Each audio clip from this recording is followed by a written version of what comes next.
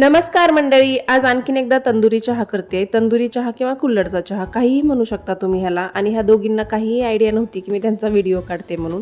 दहीहून येताना चिंचा आणल्या होत्या आणि तेच ह्या दोघी खात होत्या.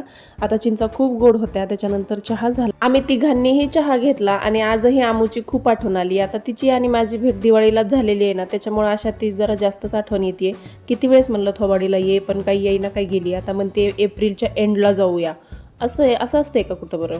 जाऊ द्या, असू द्या. चला, आईनं वडापाव आणले होते, ते एक एक खाल्ले परत. आणि आता आई आली म्हणल्यावर आई गप्प तर बसणार नाही. तिनं ड्रायफ्रूटचे लाडू करायला घेतले आणि इथं सावतीला मदत करत होती. सो कॉल्ड मदत. तिनं राडाच जास्त केला होता.